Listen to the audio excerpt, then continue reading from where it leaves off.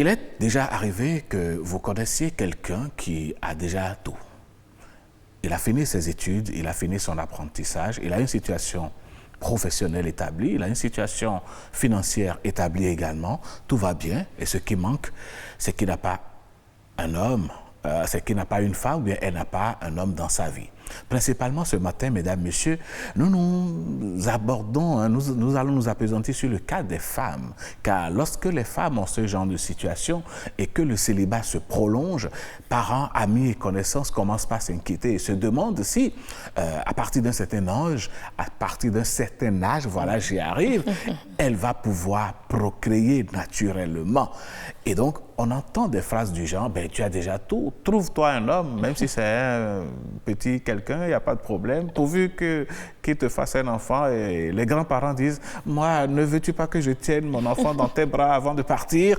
Autant de questions et d'assertions qui font que nous nous posons la question aujourd'hui de savoir si l'âge pourrait être une limite ou bien un facteur de risque pour la procréation, Madame Danonde. Eh oui, et pour aborder la thématique, nous avons sur ce plateau le spécialiste de la procréation médicalement assistée au Bénin, Monsieur Athanase Sojeido, je vais y arriver avant la fin de cette émission. Merci beaucoup d'être là. Alors, en face de vous, nous avons Francine Adjaro, mère de famille. Merci d'être là. Merci. Au téléphone, nous aurons un autre spécialiste, le gynécologue obstétricien Chakerou Latonji.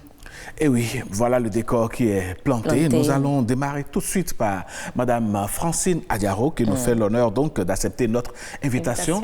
Madame Adjaro, dites-nous, vous êtes une mère de famille, vous êtes une femme béninoise qui vit dans notre société à nous ici. Est-ce qu'il vous est déjà arrivé, à défaut d'être personnellement pointé du doigt, de connaître des situations où des femmes d'un certain âge ou bien d'un âge certain n'ont pas encore procréé et subissent cette pression ou bien ont des problèmes à concevoir? Merci, Monsieur Alain, et Nopidem. C'est dame. Bonjour, Madame Rose. Bonjour. Bonjour, Monsieur. Et par anticipation, j'ai dit bonne fête à toutes les mamans. Merci beaucoup. Oui. Ok, j'en connais. Ou la procréation est un problème? Oui, et même le mariage.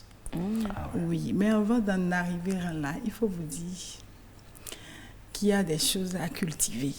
Il y a beaucoup à dire. Ah oui? Il y a beaucoup à dire. Mais faire tôt l'enfant, c'est un souhait, en fait. Parce que vu l'éducation des enfants, il faut que les parents soient en vigueur pour pouvoir les éduquer. En vigueur, ça veut dire avoir la force. Avoir la force. Parce être physiquement au point. Voilà. L'éducation, ce n'est pas une fatalité. On fait enfant parce qu'il faut le faire, ce n'est pas ça. Parce que quand nous faisons enfant, nous espérons que les enfants nous relaient à un certain âge. Mais quand nous faisons enfant parce qu'il faut le faire, c'est que non seulement nous allons en souffrir, pas dans la jeunesse, mais également dans la vieillesse. D'accord.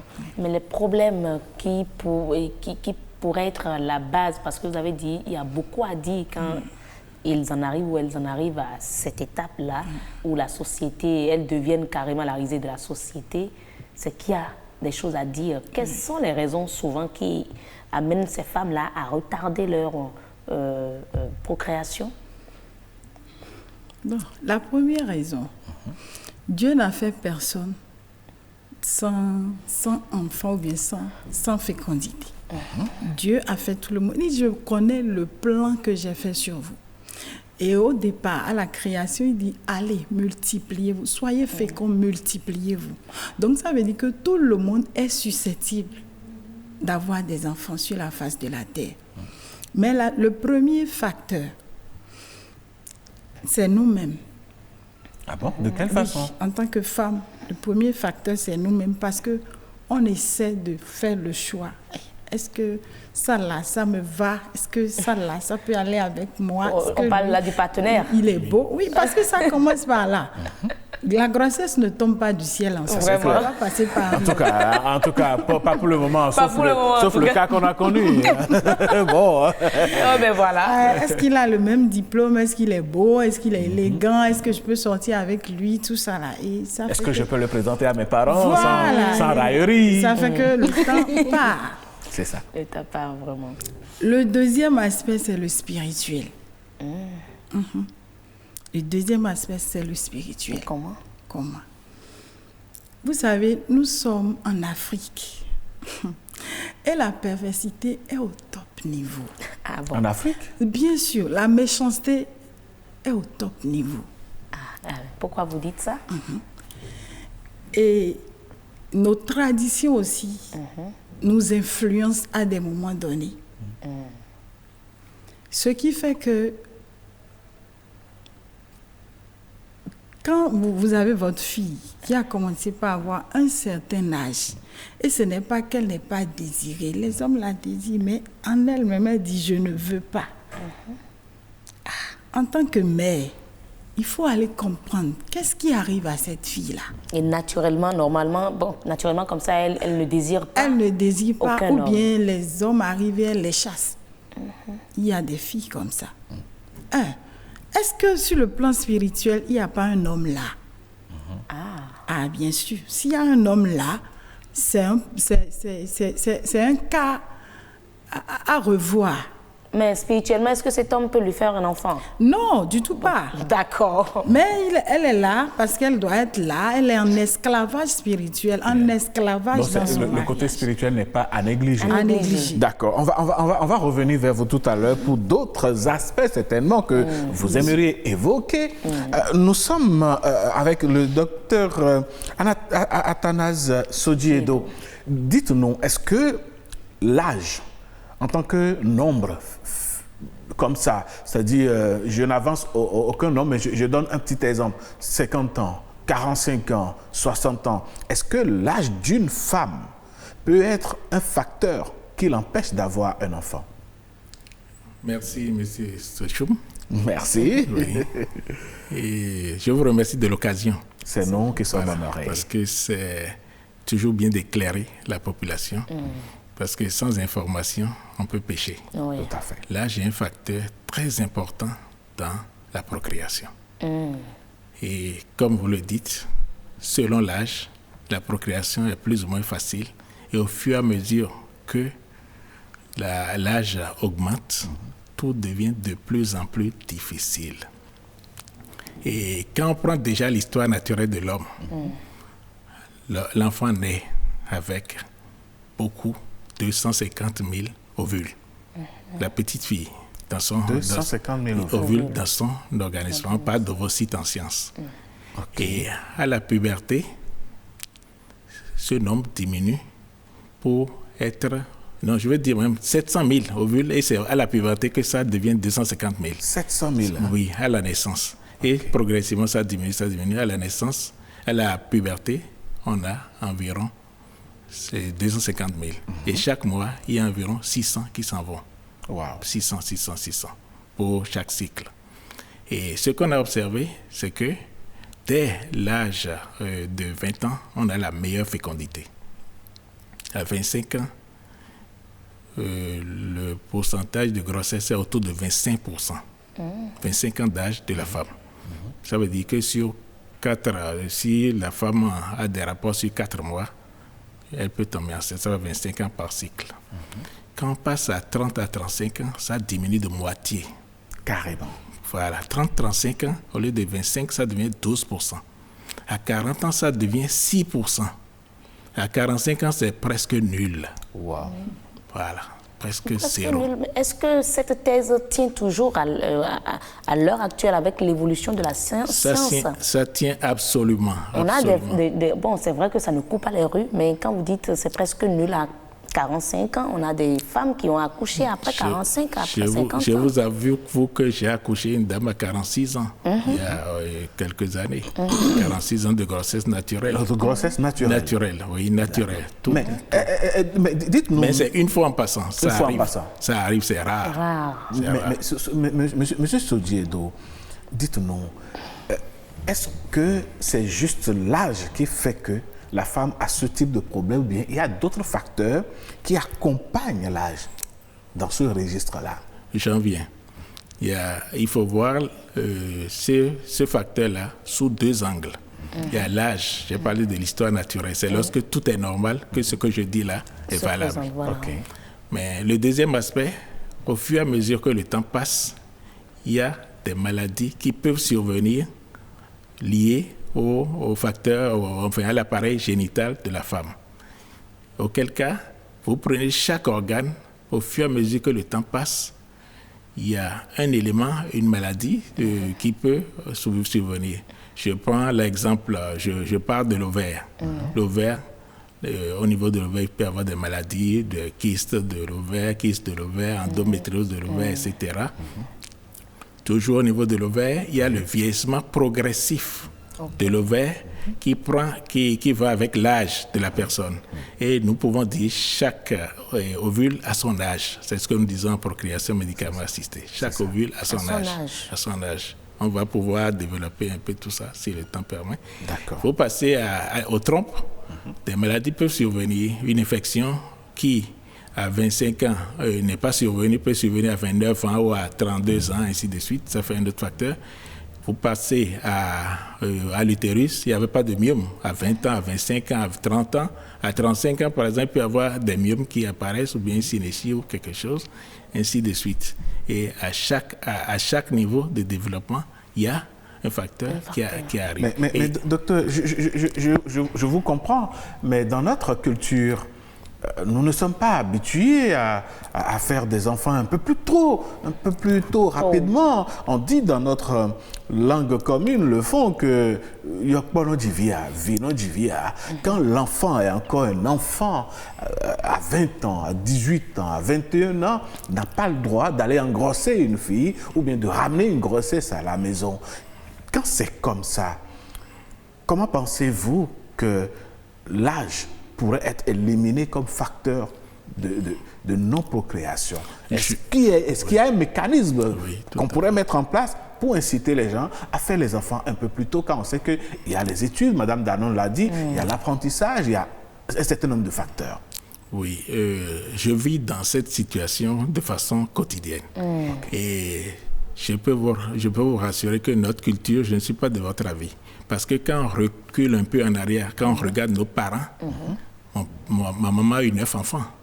Mais elle a commencé sa maternité aux environs de 21 ans. Mais ça, c'est des choses qui existaient. Et vous regardez toutes les personnes de ces âges-là, ce n'est pas à 30 ans qu'on va se marier. On se marie aux environs, c'est vrai, on ne se marie pas à 15 ans. La société ne souhaite pas. Dès 20 ans, 21 ans, on se marie. Autant en Afrique qu'en Europe. Et il y a le terme qui... le terme qui, quand on parle de coiffer la Sainte Catherine, c'est 25 ans. Ça veut dire que c'est valable aussi en Europe. On doit s'arranger pour être marié avant 25 ans. Et quand on se marie avant ces âges-là, vous allez observer qu'il y a moins de problèmes d'infertilité. Mais finalement, docteur, quel est l'âge d'une grossesse tardive? Oui, pour parler de grossesse tardive, c'est après 30 ans. Après 30 ans. Après 30 ans. Pour une femme normale, sans aucun souci de santé. Oui, pour une femme normale, 30-35 ans, nous parlons de grossesse tardive. Mais c'est pareil chez l'homme? L'homme, c'est un autre facteur, on peut y venir si vous permettez. Mais ce qu'il y a lieu de comprendre, c'est que les deux cultures traditionnelles africaines et la culture européenne sont côte à côte. Et aujourd'hui, nous, on a pris une partie de la culture européenne. C'est-à-dire que lorsque la femme fait des études, la femme évolue 27 ans, 28 ans, un doctorat, puis une spécialité comme en médecine, par exemple. Vous pouvez vous retrouver à 30 ans, 32 ans, banalement, sans pouvoir avoir le temps de penser à la maternité. Justement, est-ce que ce ne sont pas... Prenons juste ce facteur des études qu'on généralise aujourd'hui, parce que Mme Danon l'a dit, d'abord, ton travail, chère femme, chère fille, c'est ton premier mari, c'est ça. Dans ces conditions-là, est-ce que les gens ne sont pas quand même...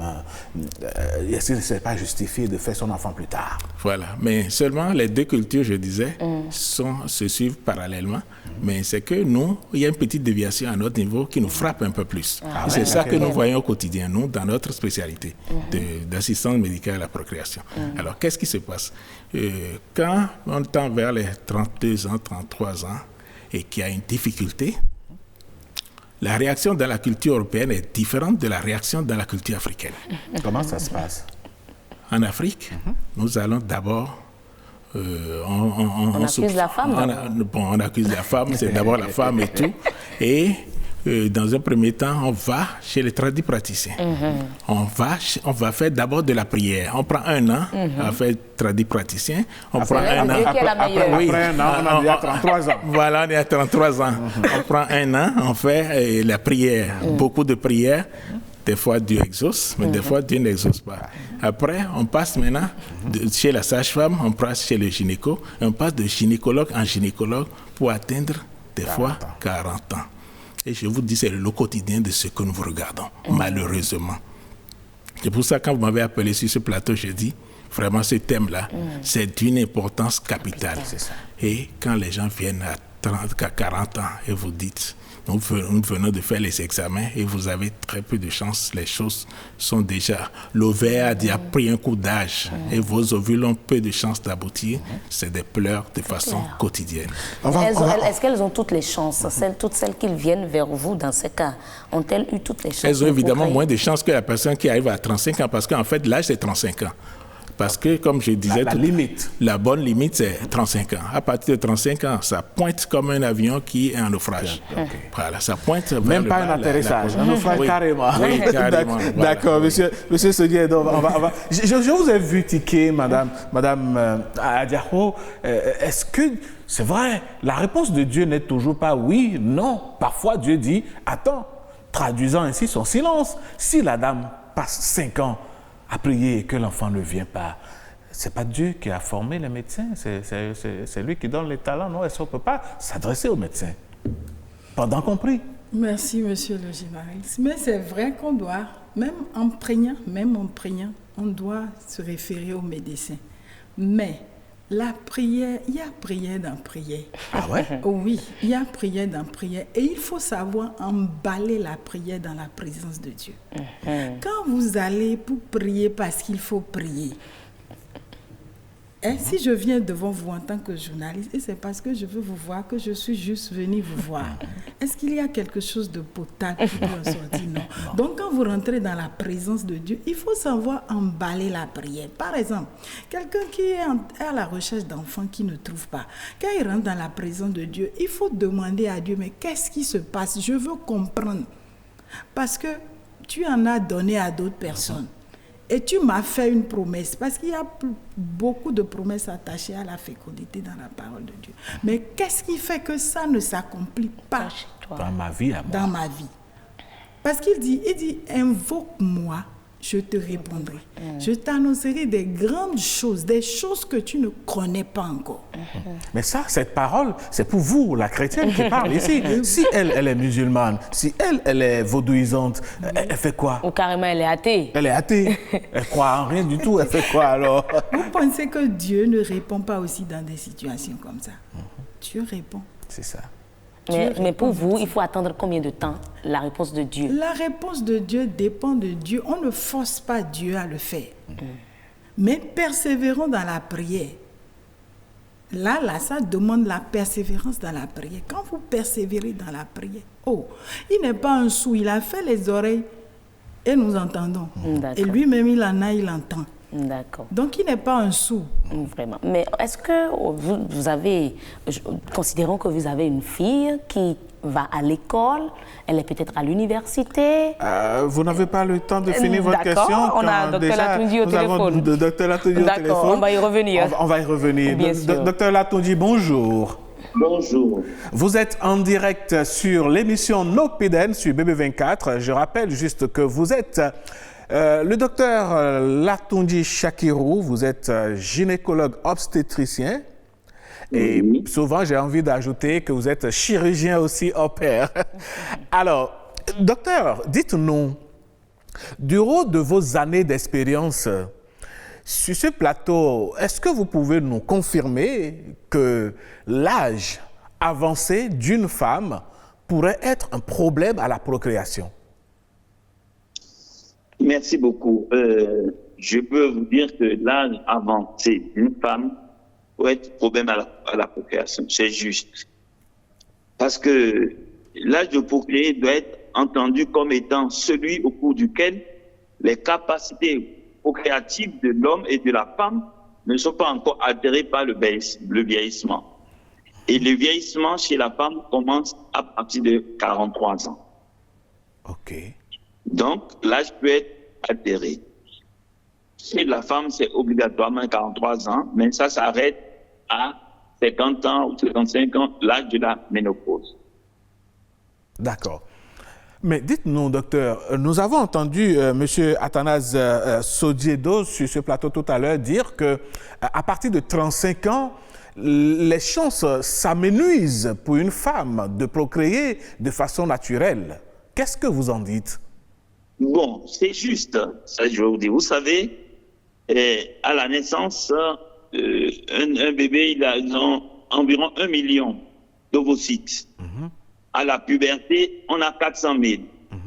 Et à partir de 35 ans, la qualité, je dis bien la qualité des follicules qui sont là ne sont pas bonnes.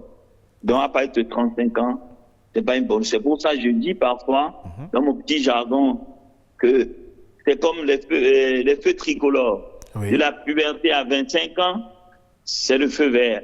De 25 ans à 35 ans, feu orange. Et à partir de 35 ans, c'est le feu rouge.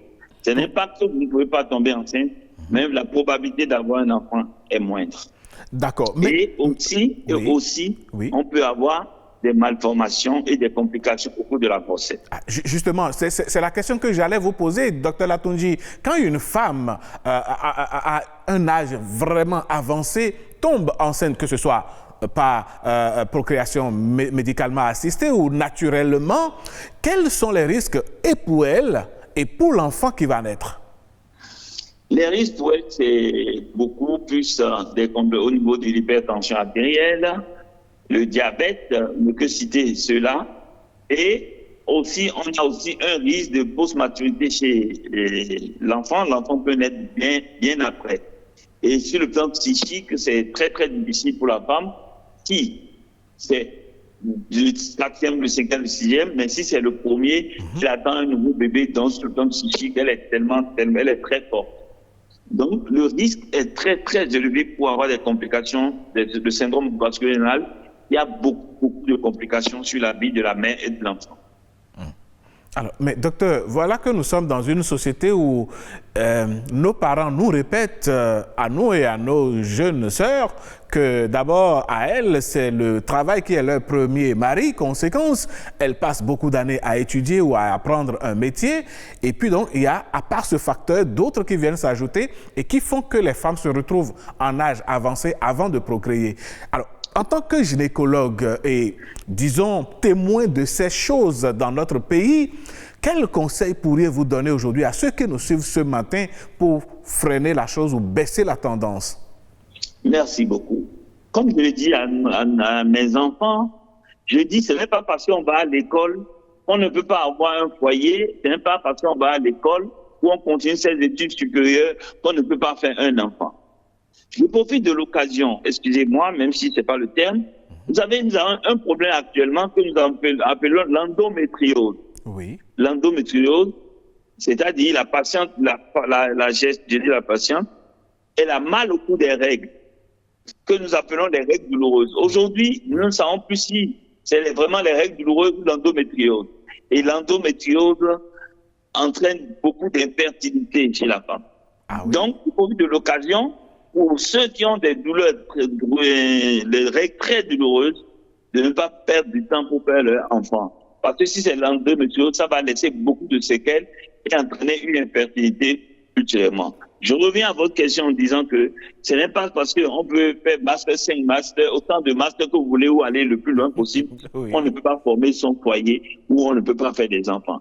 C'était à notre temps où on n'a pas le droit d'aller à l'école et être enceinte. Aujourd'hui, tout est permis. On peut tout faire au même moment.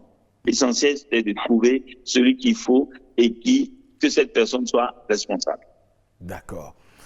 Alors, docteur, si aujourd'hui une femme est dans le cas de la recherche d'un enfant alors que l'âge est avancé avec tous les risques que cela comporte, y a-t-il des mesures, des précautions à prendre pour limiter ces risques-là? Oui, bon, je vous dis, même nos mamans, oui, parmi nos mamans, il y a des mamans qui ont eu des enfants à 50 ans. Donc, c'est seulement une grossesse à risque. Donc, le nombre de consultations diminue, c'est-à-dire c'est les consultations rapprochées. Au lieu de consultations toutes les une fois par mois, ce serait au moins 2 fois par mois.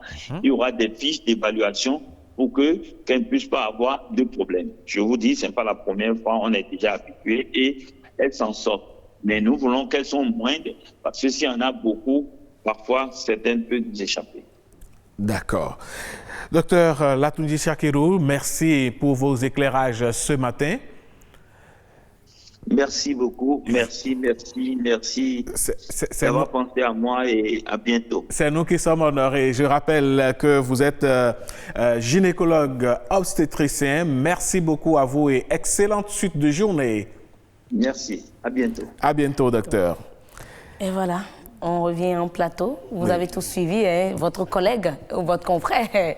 Vous l'avez suivi sur ce plateau. Donc, je disais tantôt, Madame Adjaro, vous avez une fille qui va à l'école. Le docteur Latunji est revenu encore sur ça. Est-ce que vous êtes prête à accepter qu'elle fasse un enfant avec 5 ans? Or, elle n'a même pas encore eu sa maîtrise ou son master. C'est pourquoi elle étudie, elle ne vous apporte aucun diplôme. Et elle vient avec un homme pour vous dire « je suis prête, je veux faire enfant ». La vraie preuve aujourd'hui, c'est que déjà après le baccalauréat à l'université, vous voyez des étudiants qui ont déjà leurs enfants avant de continuer les études. Et aujourd'hui, il faut noter que le diplôme n'est pas le problème, mais c'est la connaissance qui est le problème. Dites-nous la différence. Oui, le diplôme là, c'est vrai, il faut tout faire pour avoir le diplôme. Mais il faut vous dire qu'il y a des gens qui ont le diplôme, mais qui ne s'y connaissent pas. Qui n'ont pas le niveau. Qui n'ont pas le niveau. Qui n'ont pas la connaissance. Qui n'ont pas la connaissance. On achète les diplômes aujourd'hui. Voilà. D'accord, on a compris. Voilà. Maintenant, il y a quelque chose que je disais, je ne sais pas si monsieur Alain me permet. Oui, allez-y. Je disais, c'est parce que je suis chrétienne que je suis en train de parler de invoquer Dieu. Maintenant, si la personne est musulmane, si la personne est, je ne sais pas si c'est animiste ou athée, voilà. Je vais dire ceci. Qui est la personne qui a formé l'homme? C'est le Créateur. Si une personne crée quelque chose, c'est lui seul qui a l'habilité de réparer la chose si en temps il y a des dommages. Donc, il n'y a nulle part où nous allons chercher enfant si ce n'est pas d'abord lui. D'abord lui. Vous comprenez? Vous ne pouvez pas... si je prends l'exemple des voitures, il y a la Mercedes, il y a toutes les marques en fait. Tout à fait. Maintenant, le blanc qui a fait la Mercedes ou le blanc qui a fait le Renault, si la Mercedes se gâte, on ne peut pas prendre ça de chez le blanc qui l'a créé pour amener ça chez celui qui a fait Mercedes Renault pour lui dire maintenant, essaie de nous réparer ça ou bien changer les pièces. Il vaut mieux envoyer la BM chez le concepteur de BM. Mais vous avez essayé de dévier un peu ma question, peut-être à travers ce que vous avez dit, on comprend. Vous êtes OK pour que votre enfant, sans aucun diplôme, sans aucun travail en main, avec un homme, un jeune étudiant, vous apporte une grossesse? À 25 ans. J'ai dit à 25 ans, non. Pourquoi? À 25 ans, non, parce que si vous regardez bien les choses, déjà à 25 ans, aujourd'hui, les enfants ont déjà fini leurs études et ont déjà leur diplôme. Les enfants qui ont fait un cursus normal et qui ont réussi commencé à chaque tôt. fois. Il y a des enfants qui ont 25 ans, mais qui sont encore en première année dans l'université. Qui cherchent encore un diplôme. Oui. Si votre enfant se retrouvait dans ce cas, vous vous êtes d'accord, vous êtes sûr que vous allez accepter qu'elle vous apporte une grossesse avec un étudiant? Oui, je dis oui parce que moi-même là, je suis un exemple. Quand le docteur disait tout à l'heure qu'à 35 ans, il y a tout des risques, j'ai dit, mais Dieu m'a fait grâce parce que moi, j'ai eu mon premier à 37 ans.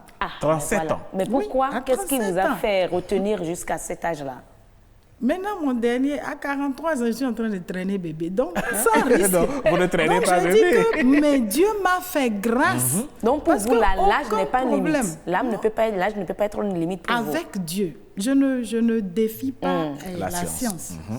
Avec Dieu, l'âge n'est pas limite. Mais qu'est-ce qui vous a retenu Voilà. pour avoir votre premier enfant à 37 ans? C'est pourquoi je disais tout à l'heure que... Vous avez cherché. Je n'ai même pas cherché. Il y a le côté Pour moi, spirituel. voilà, c'était un aveuglement, c'était un retard. Ce n'était pas parce que rien n'était au point. Mais c'est quelque chose, je prenais ça à la légère, je ne comprenais pas. C'était pas votre préoccupation. Ce n'était pas ma préoccupation. D'accord. Mais Alors, c'est aujourd'hui que je me rends compte que il y a Vous avez quelque appris chose qui ne votre va pas quelque part. Et puis les jeunes, il faut qu'il y ait des sessions pour pouvoir motiver les jeunes filles, leur ouvrir les yeux sur certains paramètres de la vie. D'accord. Madame Danon, je vois que vous êtes impatiente de poser une question au docteur. Allez-y, et puis après, on va écouter notre voix sport. D'accord. Alors, docteur Sodiedo, quels sont pour vous les signes qu'une femme qui n'a pas encore procréé pourrait constater, se dire, ah là, il faut que je m'y mette? Est-ce qu'il y a des signes annonciateurs d'une grossesse à problème à cause de l'âge? Par rapport à cette question, avant d'évoluer sur cette question, je vais avoir une petite réaction sur ce que mon confrère a dit. D'accord. Je voudrais être didactique, parce que si on se met à dire que, à parler de 43 à 55 ans, ça voudrait dérouter, ça pourrait dérouter un peu tout ce qu'on est en train on essaie de faire passer. En France, quand vous avez 43 ans, on ne vous permet même plus de faire une assistance médicale à la procréation. Oui, bien sûr, c'est parce qu'eux, ils ont peur de la schizophrénie et de tout le reste. Non, c'est pas ça du tout, c'est pas ça. C'est parce que déjà même, j'ai parlé d'une dame que j'ai accouchée récemment à 46 ans. Ça arrive, c'est rare, mais c'est rare. Il ne faut pas prendre ça comme exemple. Madame a eu 43 ans, c'est possible. C'est des choses possibles, mais ce n'est pas le quotidien. Et c'est important d'appuyer là-dessus pour que les gens ne pensent pas qu'à partir de 40 jusqu'à 43 ans, on peut avoir un enfant à 45 ans, parce que, comme je dis, c'est le quotidien. Les gens, ils viennent à 45 ans, ils croient qu'ils peuvent faire enfant, vous faites des examens. La plupart ont déjà atteint le vieillissement de l'ovaire, ce que nous appelons préménopause, la plupart. Et ça ne permet plus de faire. Évidemment, dans notre contexte d'assistance médicale à la procréation, c'est possible, jusqu'à 55 ans. Mais il faut faire la part des choses. Il faut faire la part des choses pour que le téléspectateur puisse comprendre. Quand quelqu'un vient et qu'on fait ses examens à ces âges-là et qu'on arrive à faire un enfant, c'est vraiment d'une autre façon, qui n'est pas la façon naturelle qui est prévue. Mais, docteur, est-ce que vous ne trouvez pas que ces gens-là qui viennent vers vous aussi tardivement, quelque part, en raison, on cherche le gagne-pain, le quotidien, on va faire l'enfant, il va manger quoi? De telle manière qu'ils ne s'engagent même pas, même des hommes sont dans le cas, ils ne veulent même pas s'engager à prendre une femme pour penser fonder un foyer, une famille. Sans emploi, avec tout ce qui se passe aujourd'hui où tout le monde crie chômage, est-ce qu'il faut se lancer comme ça parce qu'on dit l'âge est là, l'âge, je cours contre l'âge, ou bien il y a une course contre l'âge? En fait, il faut être suffisamment informé. C'est ça le but de l'émission d'ailleurs. Il faut être informé. Quand vous savez qu'à partir de 35 ans, vous courez des risques de ne plus en avoir, vous pouvez mieux équilibrer votre raisonnement par rapport à la société. Alors, quand vous savez que quand vous allez venir à 43 ans, ou à 44, 45 ans, au niveau d'un centre d'assistance médicale à la procréation, et qu'on va faire les examens... Il y a cette option pour ces personnes-là. Non, mais je vais vous expliquer. Ce n'est pas systématique. Ce n'est pas systématique parce que va tomber dans le revers de ce que nous appelons les dons d'ovocytes. C'est ça, en fait. C'est ça, en fait, lorsque l'âge commence, quand on parle de 43 à 45 ans, à 55 ans. Il faut bien trouver des donneuses. Il faut des donneuses et c'est plus compliqué. Ce n'est plus votre enfant tel que vous avez souhaité. Une chose à établir, Oui, monsieur Sodiedo, c'est que l'âge avancé est un problème. Ah, c'est un véritable problème. Déjà par retenir ça. C'est vraiment ce qu'il faut faire passer. Que vous soyez chrétien ou pas. Oui, il faut vraiment que tout le monde retienne que l'âge avancé n'est pas favorable pour la survie. Et vous avez de dit sur ce plateau, à partir de 35 ans, c'est déjà 35 une ans. grossesse C'est 35 tardive. ans. Oui, c'est 35 Pas ans qu'il problème. faut prendre. Oui. Mais la procréation médicalement assistée, ça se passe dans notre pays, dans notre pays depuis des années. Est-ce que vous pensez que les Béninois ont connaissance de cette technique-là? Parce que beaucoup courent dans tous les sens. Je n'arrive pas à avoir d'enfants. En 35 ans, on va d'église en église, de guérison en guérison, mais ça, c'est une option. C'est une option. En fait, effectivement, ça fait au moins 11 ans. Les premiers bébés, où ils ont 10 ans, ils sont dans leur 10e année, dans tous les sens. Il y a 9 ans, 8 ans, ainsi de suite. Mais en fait, c'est l'importance de ces émissions. Parce que lorsque le couple a le problème, il s'oriente, mais il est dérouté. Oui. C'est ça la réalité. Il n'a pas la bonne information.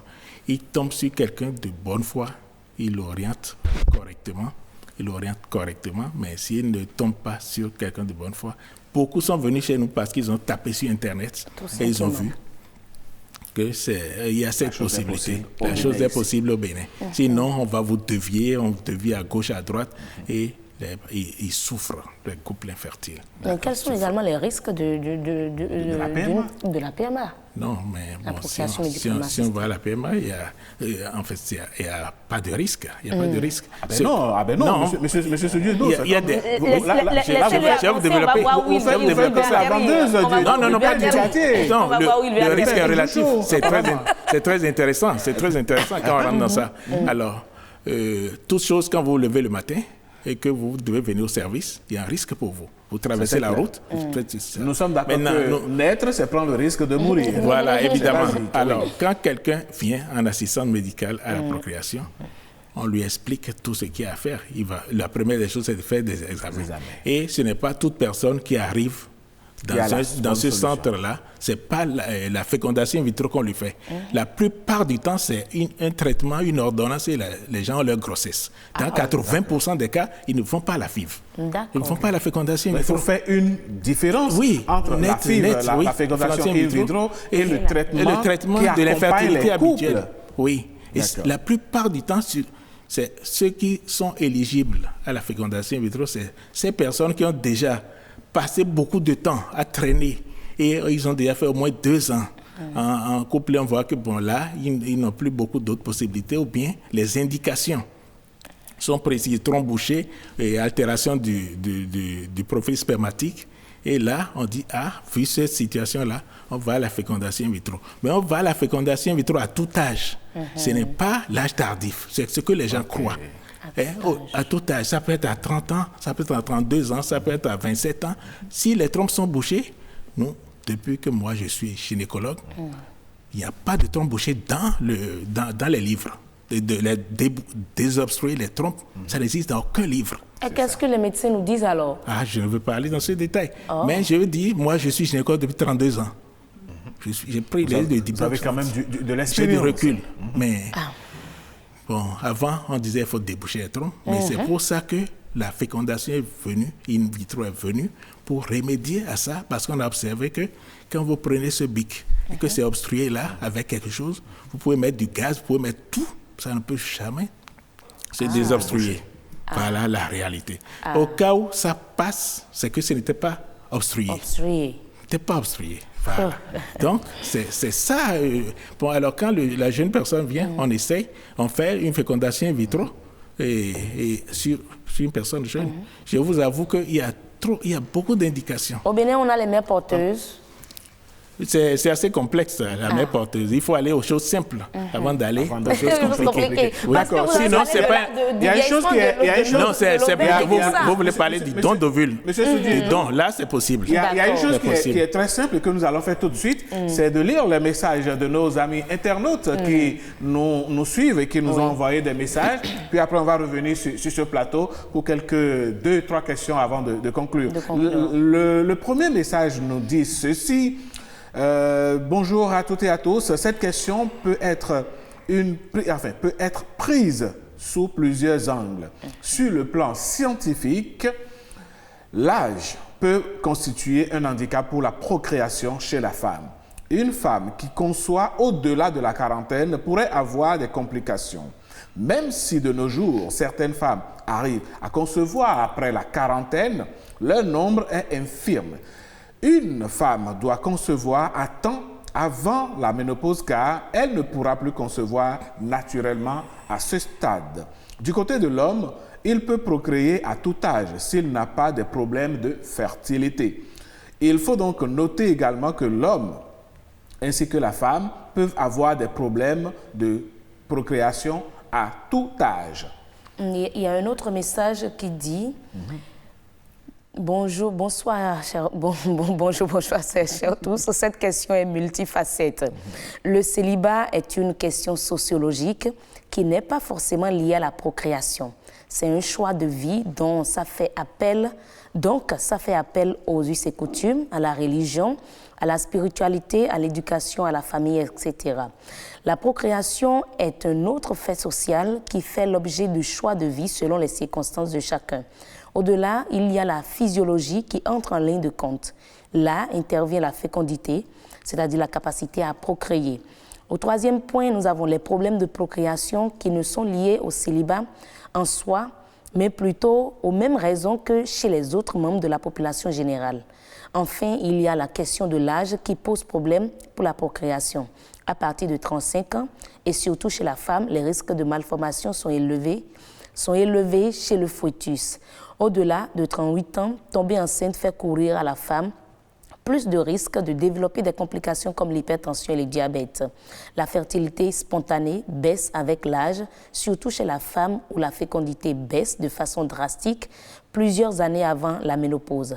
Voilà comment j'appréhende le sujet. C'est la réponse d'un gynécologue, on comprend, le docteur Komlan Gossou. Eh bien voilà, merci Madame Danonde. Nous allons faire un dernier tour de temps puisqu'on nous signale déjà que le temps imparti à ce débat tire malheureusement à sa fin. Madame Adiaro Francine, dites-nous, vous nous avez donné votre propre exemple. Si aujourd'hui vous avez des conseils à donner à cette jeune fille qui vous regarde ce matin, qu'est-ce que vous allez lui dire? Il y a un temps pour toutes choses. Il y a un temps pour se marier, il y a un temps pour enfanter, il y a un temps pour s'occuper d'autres choses. Alors, le plus tôt serait le mieux pour pouvoir mieux s'occuper des enfants et de leur éducation. Mais dans le cas où on commence par chercher, on ne trouve pas. On veut tomber enceinte, mais on ne trouve pas. La première référence, c'est la médecine. Quand vous allez voir les médecins et vous dites que tout est normal, mais on ne comprend pas pourquoi vous ne tombez enceinte. La deuxième référence, c'est Dieu.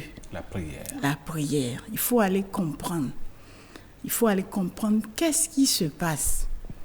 Regardez autour de vous. Est-ce que dans votre famille, c'est facile de tomber enceinte? Tous vos soeurs, tous vos frères, ils ont facilement fait des enfants. Allez voir si entre-temps, il n'y a pas une alliance qui est en place. Il n'y a pas une malédiction qui est en place. D'accord. Merci beaucoup. Merci, docteur Sodiedo. Bonsoir à vous. Pour conclure ce débat ce matin, que diriez-vous aux couples, aux amis qui nous suivent? Voilà, merci vraiment pour cette émission qui essaie d'éclairer un peu les couples qui ont des difficultés. Je rappelle que 20% de la population a ce problème d'infertilité. Population béninoise? Béninoise, africaine. Voilà. Donc, 2 personnes sur 10 ont un problème d'infertilité, c'est énorme. Donc, la conduite à tenir, c'est lorsque un couple se met ensemble et que la grossesse n'intervient pas dans les 6 mois, consultation auprès du gynécologue, le plus proche qui met ses traitements. Mais si au bout de 6 autres mois ou 1 an même maximum, il n'y a toujours pas de solution, c'est s'approcher des personnes qui s'y connaissent un peu mieux dans un centre spécialisé comme l'assistance médicale à la procréation. Mais ce n'est pas qu'en s'approchant, ce n'est pas pour la fécondation in vitro, c'est avant tout améliorer. On l'aura compris, mesdames, messieurs. Beaucoup. Question vitale, question existentielle. Il est bon que nous ayons une progéniture. C'est d'ailleurs une recommandation divine. Si elle ne vient pas, Dieu met forcément des circonstances à notre disposition pour avoir des informations. Et parlant de circonstances, c'en a été une ce matin et vous avez eu beaucoup d'informations. De toutes les façons, BB24 se tient à votre disposition pour d'autres informations. Vous connaissez le numéro de téléphone de l'ORTB, vous nous contactez et le reste pourra être joué.